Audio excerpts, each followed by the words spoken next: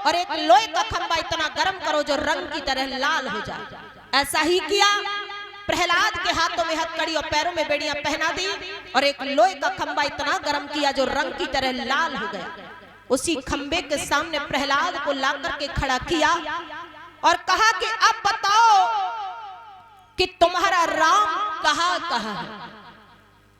प्रहलाद ने उस खंबे की तरफ देखा तो प्रभु ने विचार किया कि कहीं ऐसा ना हो कि आखिरी वक्त पर कहीं हमारा भक्त डगमगा ना जाए।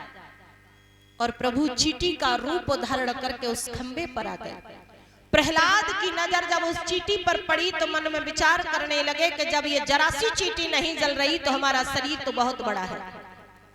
प्रहलाद कहने लगे कि इस समय हमारे प्रभु कण कण में, रोम रोम में व्याप्त है, इस खंबे में भी हमारे भगवान हैं।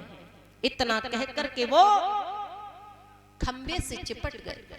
कहा कि आपने इसे गर्म करवाया है लेकिन ये तो बर्फ से भी ज्यादा ठंडा है और ना मानो तो तुम मिलकर जवा लो। हिरण्यकश्यप कहने लगे ये दुष्ट अब नहीं मरेगा।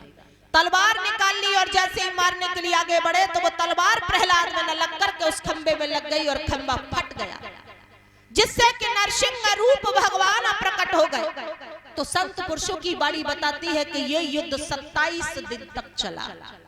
27वें दिन उछाल करके अपने घुटनों के ऊपर रखा और कहा कि याद करो वो दिन जिस दिन तुमने ये वरदान मांगा था कि ना हम ऊपर मरे न नीचे, तो न तुम ऊपर हो न नीचे, तुम हमारे घुटनों के ऊपर हो। आपने ये भी कहा था कि ना हम भीतर मरे न बाहर, तो न तुम भीतर हो न बाहर, बीच दहरी पर हो। आपने ये भी कहा था कि ना हम दिन में मरे न रात में, तो न ये दिन है न रात है, ये संध्या का समय है। आपने ये भी कहा था कि ना हम 12 महीनों में मरे, तो हमने तुम्हारे लिए लौन का महीना निकाला है। आपने ये भी कहा था कि ना हम नर से मरे न पशु से, तो ना हम नर है न पशु है। सृष्टि में आपने कभी ऐसा प्राणी देखा कहा नहीं। आपने ये भी कहा था कि ना हम अस्त्र से मरे न शस्त्र से। तो इतने बड़े बड़े जो नाखून खड़े किए हैं ये ना तो अस्त्र में आते हैं ना शस्त्र में आते हैं। इतना कह करके दोनों हाथों को ऊपर उठाया और हिरण्यकश्यप के पेट में ऐसे थमा दिए मानो 20 मीटर के कपड़ा के थान में से 10-10 मीटर फाड़ के फेंक दिया हो। और प्रभु प्रहलाद जी को आशीर्वाद देकर के अंतर्ध्यान हो जाते हैं। बोली गोविंद भगवान की।